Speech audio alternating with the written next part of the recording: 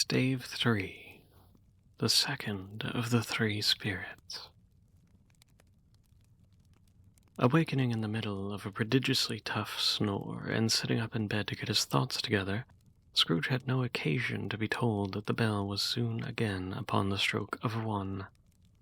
He felt that he was restored to consciousness in the right nick of time for the especial purpose of holding a conference with the second messenger dispatched to him through Jacob Marley's intervention. Finding that he had turned uncomfortably cold when he began to wonder which of his curtains this new spectre would draw back, he put every one of them aside with his own hand, and lying down again, established a sharp lookout all round the bed, for he wished to challenge the spirit on the moment of its appearance, and did not wish to be taken by surprise and made nervous. Gentlemen of the free and easy sort who plume themselves on being acquainted with a move or two, and usually equal to the time of day, express the wide range of their capacity for adventure by observing that they are good for anything from pitch and toss to manslaughter. Between which opposite extremes, no doubt, there lies a tolerably wide and comprehensive range of subjects.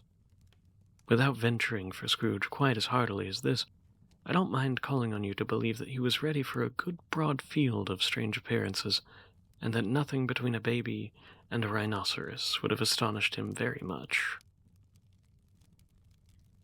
Now, being prepared for almost anything, he was not by any means prepared for nothing, and consequently, when the bell struck 1 and no shape appeared, he was taken with a violent fit of trembling.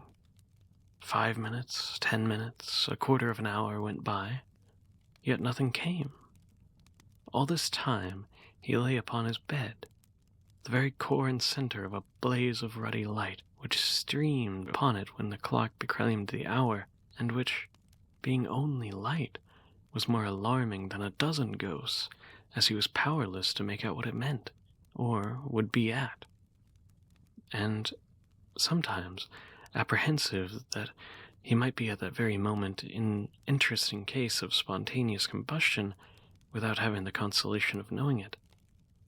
At last, however, he began to think, as you or I would have thought at first, for it is always the person not in the predicament who knows what ought to have been done in it, and would unquestionably have done it too. At last, I say, he began to think that the source and secret of this ghostly light might be in the adjoining room, from whence, on further tracing it, it seemed to shine.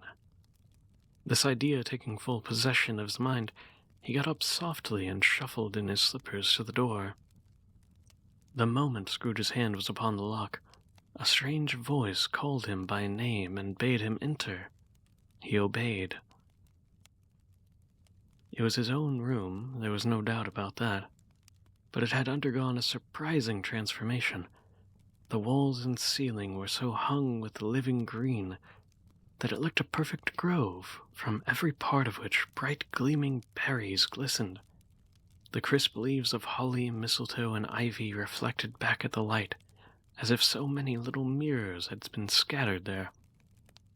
And such a mighty blaze went roaring up the chimney as that dull petrification of a hearth had never known in Scrooge's time, or Marley's for that matter, or in many, many a winter season gone.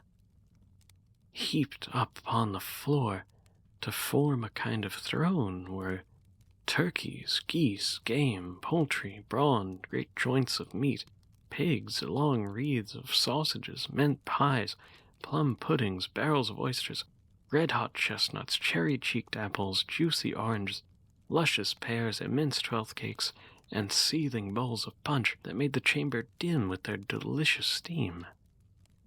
In easy state upon this couch there sat a jolly giant, glorious to see, who bore a glowing torch in the shape not unlike the Plenty's horn, and held it up high, to shed its light on Scrooge as he came peeping round the door. "Come in," exclaimed the ghost. "Come in and know me better, man." Scrooge entered timidly and hung his head before the spirit. He was not the dogged Scrooge he had been, and though the spirit's eyes were clear and kind, he did not like to meet them. "I am the ghost of Christmas present," said the spirit. "Look upon me." Scrooge reverently did so. He was clothed in a simple green robe, or mantle, bordered with white fur. This garment hung so loosely on the figure that its capricious breast was bare, as if disdaining to be warded or concealed by any artifice. Its feet, observable beneath the ample folds of the garment, were also bare, and on its head it wore no other covering than a holly wreath, set here and there with shining icicles. Its dark brown curls were long and free as its genial face, its sparkling eye, its open hand, its cheery voice, its unconstrained demeanor, and its joyful air. Girded round its middle was an antique scabbard, but no sword was in it, and the ancient sheath was eaten up with rust. "You have never seen the like of me before," exclaimed the spirit. "Never. Have never walked forth with the younger members of my family, meaning, for I am very young, my elder brothers born in these later years." "I don't think I have," said Scrooge. "I'm afraid I have not. How many brothers have you had, Mr. Spirit?" "More than 1,800, said the ghost. "A tremendous family to provide for," muttered Scrooge. The ghost of Christmas present rose. "Spirit," Scrooge said submissively, "conduct me where you will. I went forth last night on compulsion, and I learned a lesson which is working now. Tonight, if you have aught to teach me, let me profit by it. Touch my robe." Scrooge did as he was told, and held it fast. Holly, mistletoe, berries, ivy, meats, sausages, oysters, puddings, fruit, punch, cakes, all vanished instantly.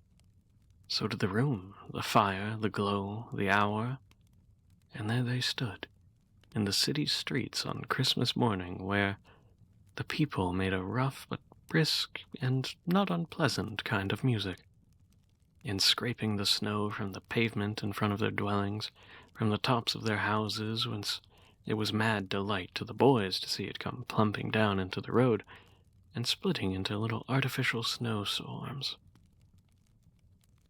The house's front locks looked black enough, and the windows blacker, contrasting with the smooth white sheet of snow upon the roofs, and with the dirtier snow upon the ground, which lay deposited, plowed up deep furrows in the heavy wheels of carts and wagons. Furrows that crossed and recrossed each other hundreds of times where the great streets branched off, and made intricate channels hard to trace in the thick yellow mud and icy water.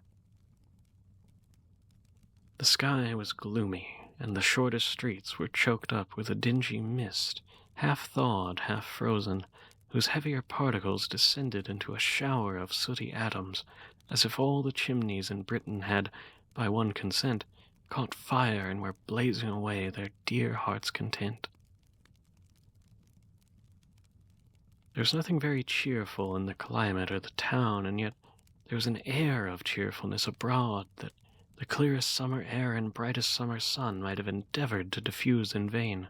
For the people who were shoveling away on the housetops were jovial and full of glee, calling out to one another from the parapets, and now and then exchanging a facetious snowball, better-natured missile, far than many a wordy jest, laughing heartily if it went right by, and not less heartily if it went wrong.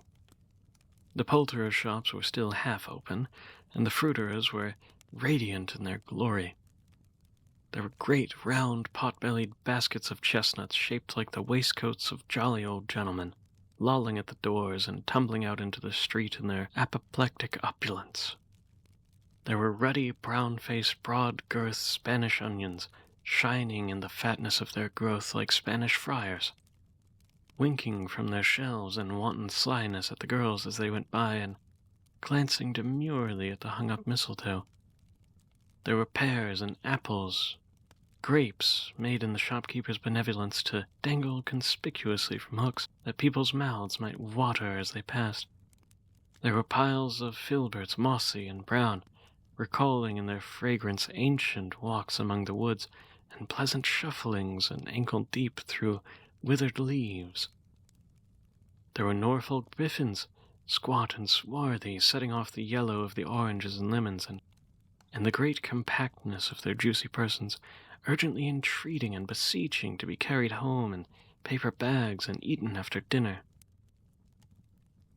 The grocers nearly closed, with 2 shutters down or one, but through those gaps such glimpses! It was not alone that the scales descended on the counter made a merry sound, or the twine and roller parted company so briskly, or the canisters were rattled up and down like juggling tricks, or even that the blended scents of tea and coffee were so grateful to the nose, or even that the raisins were so plentiful and rare, the almonds so extremely white, the sticks of cinnamon so long and straight, the other spices so delicious, and the candied fruits so caked and spotted with molten sugar as to make the coldest lookers-on feel faint and subsequently bilious.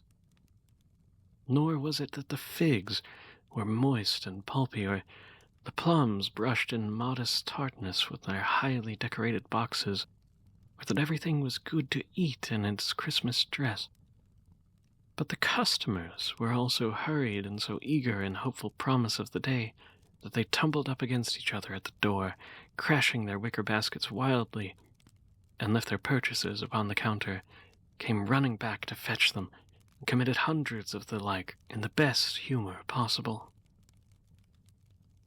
While the grocer and his people were so frank and fresh that the polished hearts with which they fastened their aprons behind might have been their own, worn outside for general inspection and for Christmas dolls to peck at if they chose.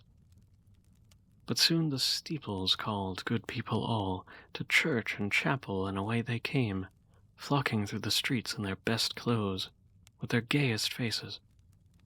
And at the same time there emerged from scores of by-streets, lanes, and nameless turnings innumerable people carrying their dinners to the bakers' shops. The sight of these poor revelers appeared to the interest of the spirit very much, for he stood with Scrooge beside him in a baker's doorway, and taking off the covers as their bearers passed, sprinkled incense on their dinners from his torch, and in a very uncommon kind of torch it was, for once or twice when there were angry words between some dinner-carriers who had jostled each other, he shed a few drops of water on them from it, and their good humor was restored directly. For they say, it is a shame to quarrel upon Christmas Day, and so it was. So it was. In time the bells ceased, and the bakers were shut up, and yet there was a genial shadowing forth of all the dinners and progress of their cooking in the thawed blotch of wet above each baker's oven, where the pavement smoked as if stones were cooking too. Is there a peculiar flavor in that which you sprinkle from your torch? There is, my own.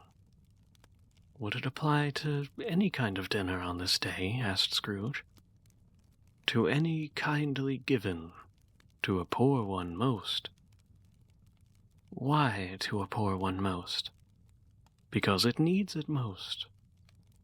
Spirit, I wonder you, of all the beings in the many worlds about us, should desire to cramp these people's opportunities of innocent enjoyment. Aye, cried the spirit. You would deprive them of their means of dining every 7th day, often the only day on which they could be said to dine at all, said Scrooge, wouldn't you? Aye, cried the spirit. You seek to close these places on the 7th day, said Scrooge, and it comes to the same thing. I seek, exclaimed the spirit. Forgive me if I am wrong. It has been done in your name, or at least in that of your family, said Scrooge. There are some upon this earth of yours who lay claim to know us, and who do their deeds of passion, pride, ill will, hatred, envy, bigotry, and selfishness in our name, who are strange to us and all our kin and kith, as if they have never lived. Remember that, and charge their doings on themselves, not us." Scrooge promised that he would, and they went on, invisible as they had been before, into the suburbs of the town. It was a remarkable quality of the ghost that, notwithstanding his giant size, he could accommodate himself to a place with ease, any place, and that he stood beneath a low roof quite as gracefully, as like a supernatural creature, as it was possible that he could have done in any lofty hall. And perhaps it was the pleasure the good spirit had in showing off this power of his, or else it was his own kind, generous, hearty nature, that his sympathy with all these poor men that led him straight to Scrooge's clerk. For there he went, and took Scrooge with him. Holding to his robe, and on the threshold of the door the spirit smiled, and stopped to bless Bob Cratchit's dwelling with the sprinkling of his torch. Think of that. Bob had but 15 shillings a week himself. He pocketed on Saturdays but 15 copies of his Christian name. And yet the ghost of Christmas present blessed his 4-roomed house. Then up rose Mrs. Cratchit, Bob's wife, dressed out but poorly in a twice-turned gown, but brave in ribbons which are cheap to make, and a goodly show for 6 pence.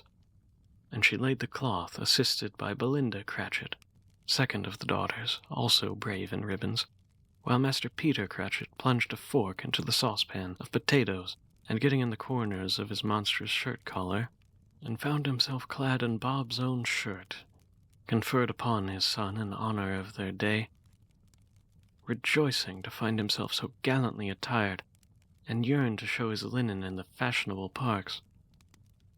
Now the 2 smaller Cratchits, boy and girl, came tearing in, screaming that outside the baker's they had smelt the goose, and known it for their own, and basking in luxurious thoughts of sage and onion, these young Cratchits danced about the table, and exalted Master Peter to the skies, while he, not proud, although his collars nearly choked him, blew the fire until the slow potatoes bubbled up, knocking loudly at the saucepan lid to be let out and peeled. "Whatever has your precious father gotten to, then?" said Mrs. Cratchit. "And your brother, Tiny Tim? And Marta weren't as late last Christmas by an hour and a half." "Here's Marta, mother," a girl said, approaching as she spoke. "Here's Marta, mother," cried the 2 young Cratchits. "Hurrah, there's such a goose, Marta." "Why, bless your heart alive, my dear, how late you are," said Mrs. Cratchit, kissing her a dozen times and taking off her shawl and bonnet for her with zeal. "We'd a good deal of work to finish up last night," replied the girl, "and had to clear away this morning, mother." "Well, never mind so long as you're here. Sit down by the fire, my dear, and have a warm. Lord bless you." "No, no, there's father coming," cried the 2 younger Cratchits, who were everywhere at once. "Hide, Martha, hide."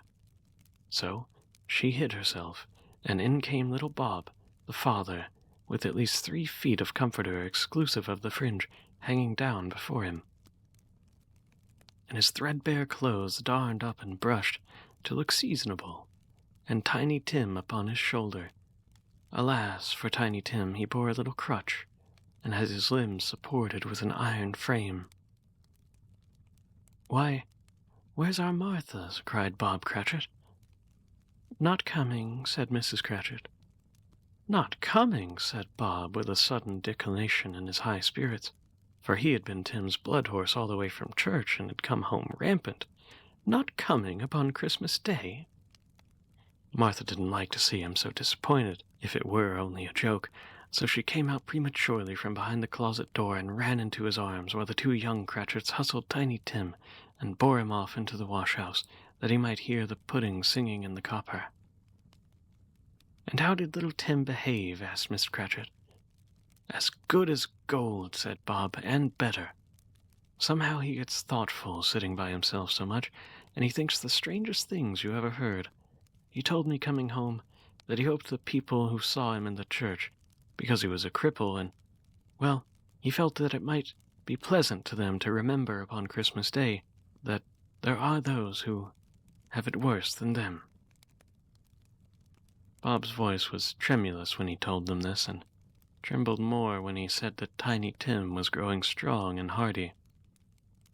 His active little crutch was heard upon the floor, and back came Tiny Tim before another word was spoken, escorted by his brother and sister to his stool before the fire. Such a bustle ensued that you might have thought a goose the rarest of all birds, a feathered phenomenon to which a black swan was a matter of course, and in truth it was something very like it in this house. Miss Cratchit made the gravy hissing hot. Mr. Peter mashed the potatoes with incredible vigor. Miss Belinda sweetened up the applesauce. Martha dusted the plates. Bob took Tiny Tim beside him into a tiny corner at the table.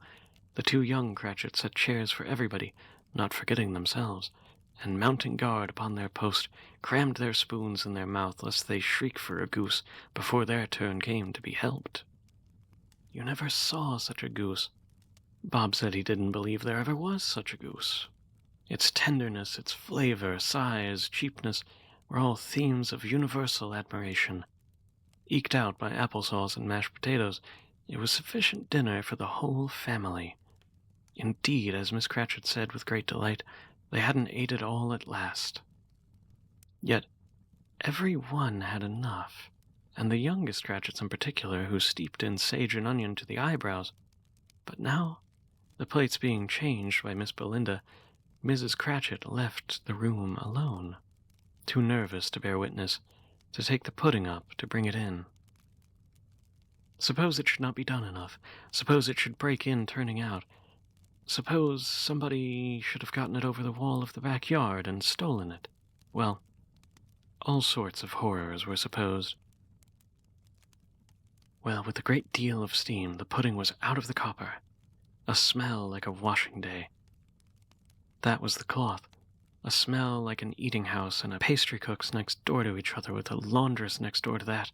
That was the pudding.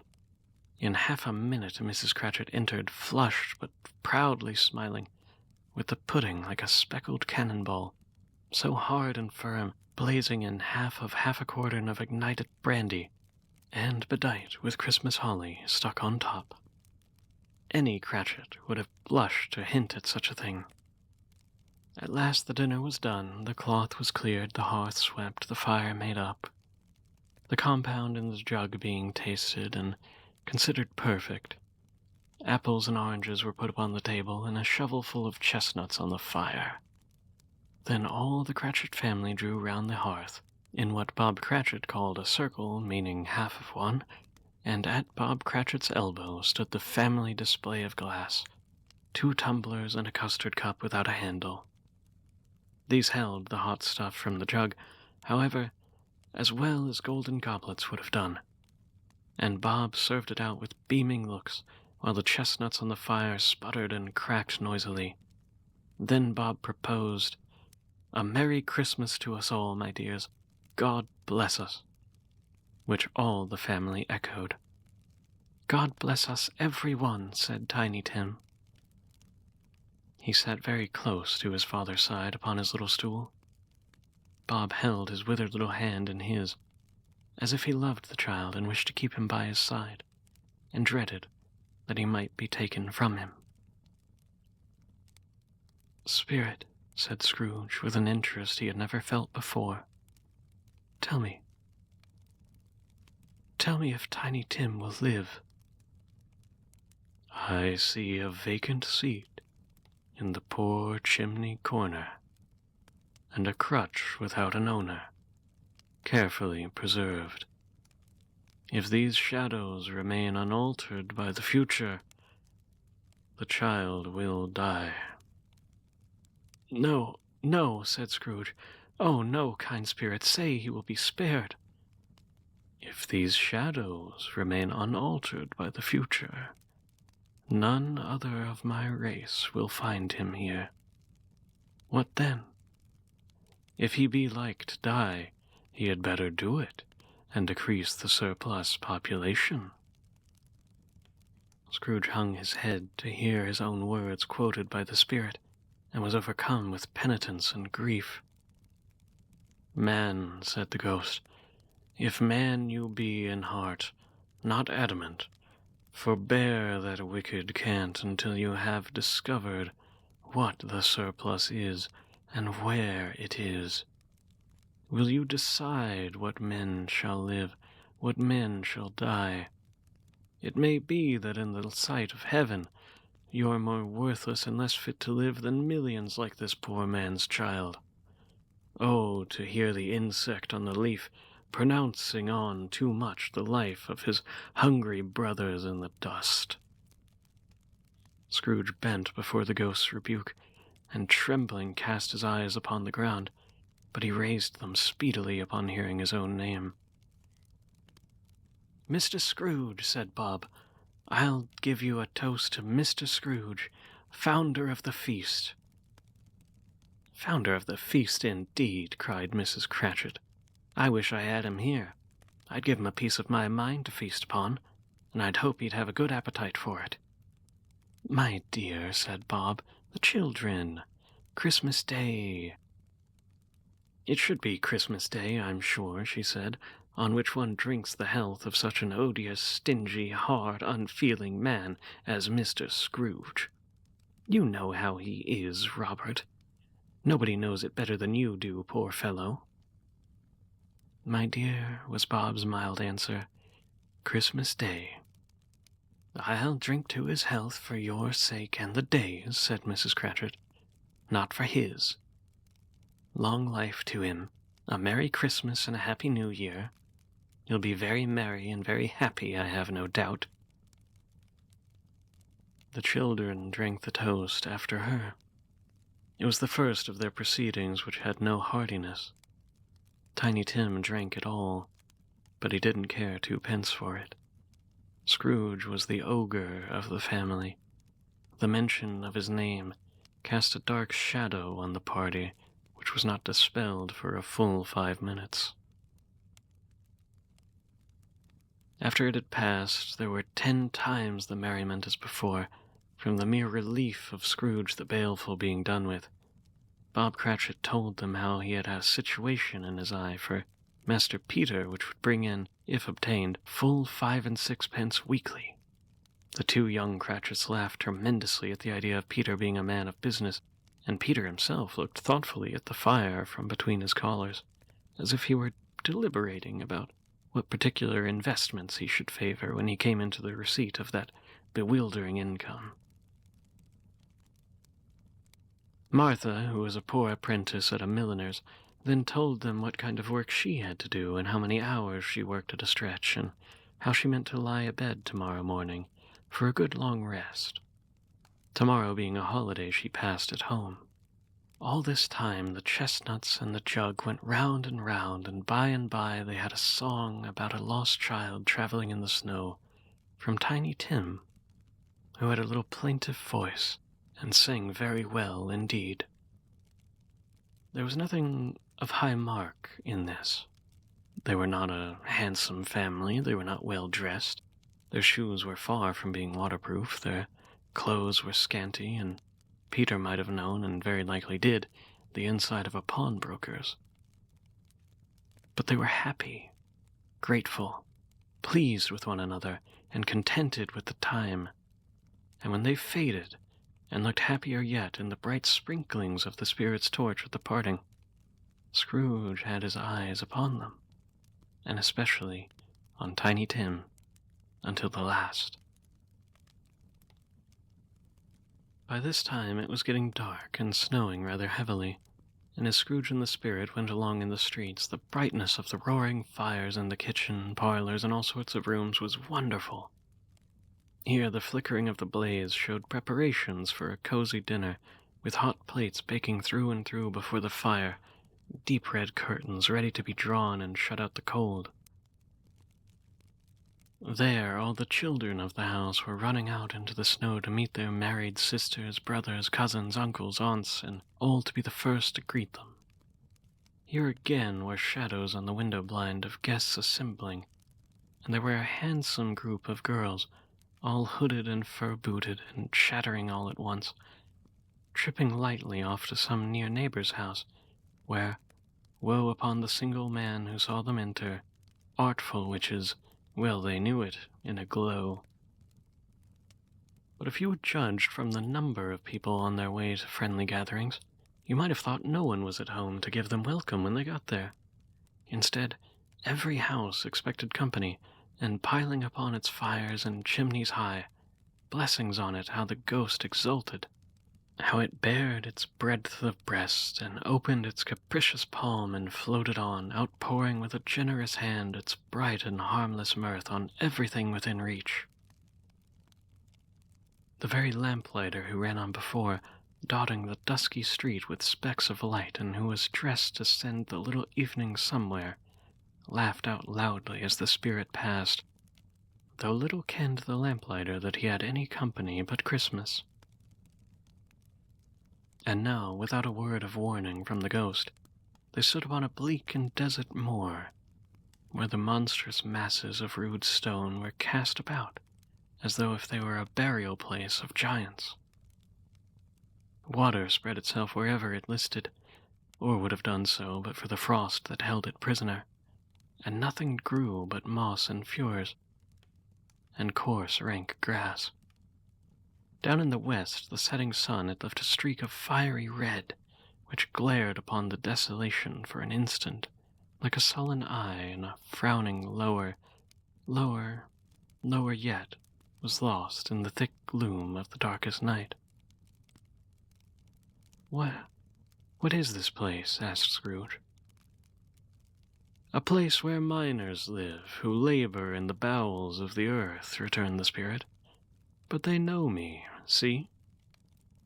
A light shone from the window of a hut, and swiftly they advanced toward it.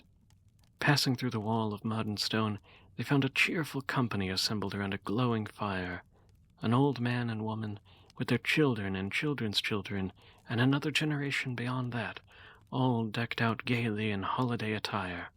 The old man, in a voice that seldom rose above the howling of the wind, was singing them a Christmas song. It had been a very old song when he was a boy, and from time to time they all joined in the chorus.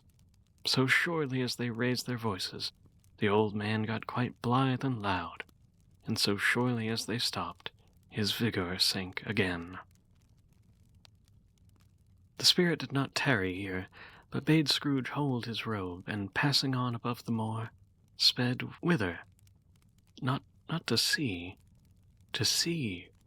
To Scrooge's horror, looking back he saw the last of the land, a frightful range of rocks, and his ears were deafened by a thundering of water, as it rolled and roared and raged among the dreadful caverns it had worn, and fiercely tried to undermine the earth.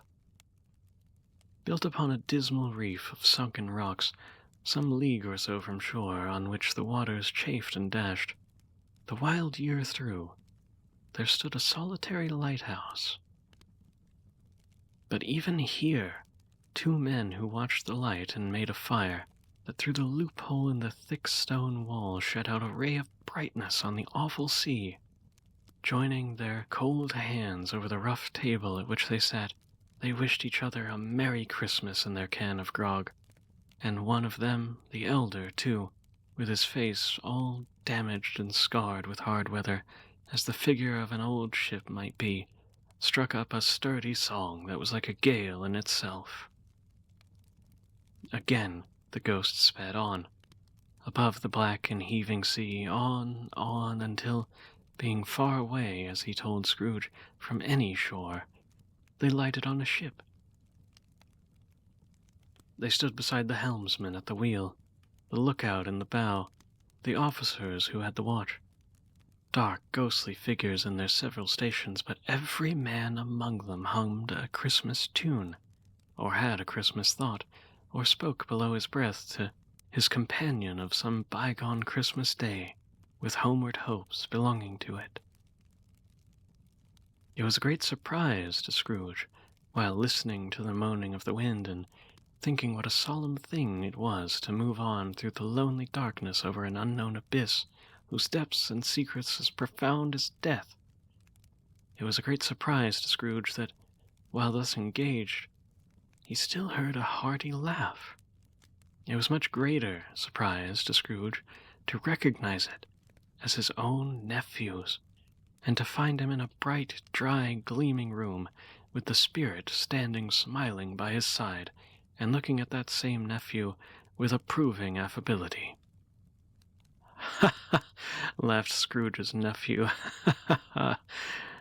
If you should happen by any unlikely chance to know a man more blessed and laughed than Scrooge's nephew, all I can say is I should like to know him too. Introduce him to me, and I'll cultivate his acquaintance. It is a fair, even-handed, noble adjustment of things that, while there is an infection and disease and sorrow, there is nothing in the world so irresistibly contagious as laughter and good humor. When his nephew laughed in this way, holding his sides, rolling his head, twisting his face in the most extravagant contortions, Scrooge's niece by marriage laughed as heartily as he, and their assembled friends, being not a bit behind, roared lustily. "He said that Christmas was a humbug, as I live," cried Scrooge's nephew. "He believed it, too." "More shame for him, Fred," said Scrooge's niece indignantly. "Bless these women. They never do anything by halves. They are always in earnest." She was very pretty, exceedingly pretty, with a dimpled, surprised look, capital face, a ripe little mouth that seemed made to be kissed, as no doubt it was, all kinds of good little dots about her chin that melted into one another when she laughed, and the sunniest pair of eyes you ever saw in any little creature's head. Altogether she was what you would have called provoking, but satisfactory, too. Perfectly satisfactory. "He's a comical old fellow," said Scrooge's nephew. "That's the truth, and not so pleasant as he might be. However, his offenses carry their own punishment, and I have nothing to say against him." "I'm sure he's very rich, Fred," hinted Scrooge's niece. "At least you always tell me so." "What of that, my dear? His wealth is of no use to him. He doesn't do any good with it. He doesn't make himself comfortable. He hasn't the satisfaction of thinking that he is ever going to benefit us with it. I have no patience with him." "Oh, I have. I'm sorry for him. I couldn't be angry with him if I tried. Who suffers by his ill whims? Himself, always. Here he takes it into his head to dislike us, and he won't come and dine with us. What's the consequence? He doesn't lose much of a dinner. Indeed, I think he loses a very good dinner." "Well, I'm very glad to hear it, because I haven't great faith in these young housekeepers. What do you say, Topper?" Topper had clearly gotten his eye upon one of Scrooge's niece's sisters, for he answered that a bachelor was a wretched outcast who had no right to express an opinion on the subject. Whereat Scrooge's niece's sister, the plump one with the lace tucker, not the one with the roses, blushed. "Do go on, Fred. He never finishes what he begins to say. He's such a ridiculous fellow." Scrooge's nephew reveled in another laugh, and it was impossible to keep the infection off. "I was only going to say that the consequences of his taking a dislike to us and not making merry with us is, as I think, that he loses some pleasant moments which could do him no harm. I'm sure he loses pleasanter companions than he can find in his own thoughts, either in his mouldy old office or his dusty chambers. I mean to give him the same chance every year, whether he likes it or not, for I pity him. He may rail at Christmas till he dies, but he can't help thinking better of it. I defy him. If he finds me going there in good temper year after year, saying, 'Uncle Scrooge, how are you?'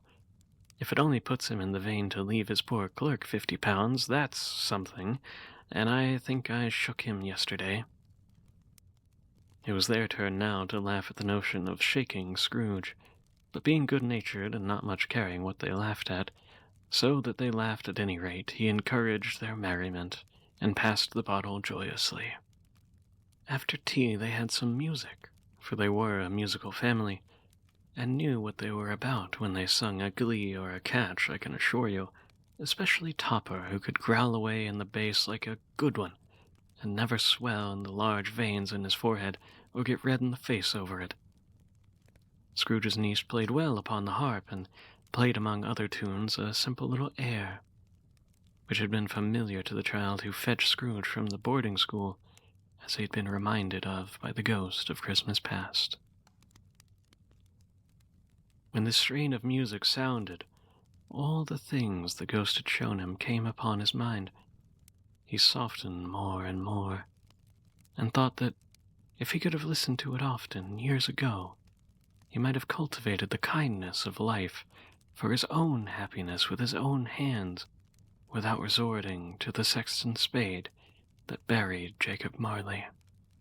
Later, at the game of How, When, and Where, Scrooge's niece was very great, and to the secret joy of his nephew, beat her sisters hollow, though they were young, sharp girls too, as Topper could have told you. There might have been 20 people there, young and old, but they all played, and so did Scrooge, for wholly forgetting in the interest that he had in what was going on, that his voice made no sound in their ears, he sometimes came out with his guess quite loud, and very often guessed quite right, too. For the sharpest needle, best Whitechapel, warranted not to cut in the eye, but was not sharper than Scrooge, blunt as he took it in his head to be. The ghost was greatly pleased to find him in this mood, and looked upon him with such favor that he begged like a boy to be allowed to stay until the guests departed. But the spirit said it could not be done. "Oh, but there's a new game," said Scrooge. 1 half-hour, spirit, only one." It was a game called Yes and No, where Scrooge's nephew had to think of something, and the rest must find out what. But he was only allowed to answer their questions yes or no, as the case was. The brisk fire questioning to which he was exposed elicited from him that he was thinking of an animal, a live animal, a rather disagreeable animal, a savage animal, an animal that growled and grumbled sometimes, talked sometimes, lived in London, walked about the streets, wasn't made a show of, never led by anybody, didn't live in a menagerie, was never killed in market, wasn't a horse or an ass or a cow or a bull or a tiger, a dog, a pig, a cat, a bear. At every fresh question that was put to him, the nephew burst into a fresh roar of laughter, and was so inexpressibly tickled that he was obliged to get up off the sofa and stamp. At last, the plump sister, falling into a similar state, cried out, "I have found it out! I know what it is, Fred, I know what it is." "What is it?" cried Fred. "It's your Uncle Scrooge!" Which it certainly was. Admiration was universal sentiment, though some objected that the reply to "Is it a bear?" had ought to have been yes, inasmuch as an answer in the negative was sufficient to have diverted thoughts away from Scrooge, supposing they had ever had any tendency in that way. "He has given us plenty of merriment, I'm sure," said Fred, "and it would be ungrateful not to drink his health. Here's the glass of mulled wine ready in our hand at the moment, and I say, to Uncle Scrooge." "Well, Uncle Scrooge," they all cried, "a Merry Christmas and a Happy New Year to the old man, wherever he is. He wouldn't take it from me, but he may have it nevertheless. Uncle Scrooge!" Uncle Scrooge had imperceptibly become so gay and light of heart that he would have pledged the unconscious company in return and thanked them in an audible speech, if the ghost had given him time. But the whole scene passed off in the breath of the last word spoken by his nephew, and he and the spirit were again taken upon their travels. Much they saw, and far they went, and many homes they visited, but always with a happy end. The spirit stood beside the sick beds, and they were cheerful. On foreign lands, and they were close at home, by struggling men, and they were patient in their greater hope, by poverty, and it was rich, in almshouse, hospital, jail, in misery's every refuge, where vain man in his little brief authority had not made fast the door and barred the spirit out. He left his blessing all the same, and taught Scrooge his precepts. It was a long night, if it were only a night, but Scrooge had his doubts of this, because the Christmas holidays appeared to be condensed into the space of time they passed together. It was strange, too, that while Scrooge remained unaltered in this outward form, the ghost grew older. Clearly, plainly older. Scrooge had observed this change, but never spoke of it, until they left a children's 12th night party, when, looking at the spirit as they stood together in an open place, he noticed that its hair had gone gray. "Are spirits' lives so short?" asked Scrooge. "My life upon this globe is very brief," replied the ghost. "It ends tonight." "Tonight?" cried Scrooge. "Tonight at midnight. Hark, the time is drawing near." The chimes were ringing 11:15 at that moment.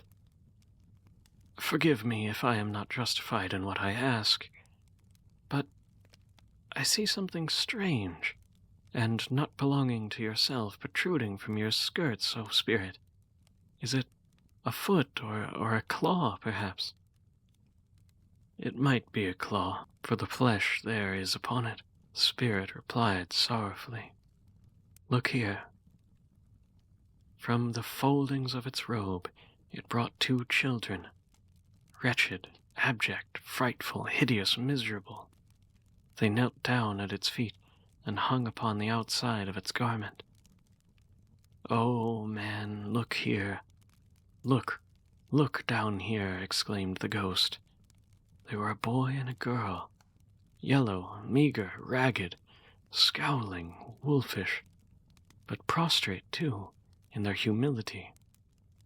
Where graceful youth should have filled their features out and touched them with its freshest tints, a stale and shriveled hand like that of age had pinched and twisted them and pulled them in shreds. Where angels may have sat enthroned, devils lurked and glared out menacing. No change, no degradation, no preservation of humanity in any grade through all the mysteries of wonderful creation has monsters half so horrible and dread. Scrooge started back, appalled. Having them shown to him this way, he tried to say they were fine children, but the words choked themselves, rather than be parties to a lie of such enormous magnitude. "Spirit, are they yours?" Scrooge could say no more. "They are man's," said the spirit, looking down upon them, "and they cling to me, appealing from their fathers. This boy is ignorance, the girl is want. They wear them both, and all of their degree, but most of all beware the boy, for on his brow I see that which is written is doom, unless the writing be erased." "Deny it," cried the spirit, stretching out its hand toward the city. "Slander those who tell it ye. Admit it for your factious purposes, and make it worse, and bide the end." Have they no refuge, no recourse?" cried Scrooge. "Are there no prisons? Are there no workhouses?" Turning on him for the last time, the spirit echoed his own words. The bell struck 12. Scrooge looked about him for the ghost and saw it not. As the last stroke ceased to vibrate, he remembered the prediction of old Jacob Marley, and lifting up his eyes beheld a solemn phantom, draped and hooded, coming like a mist along the ground toward him.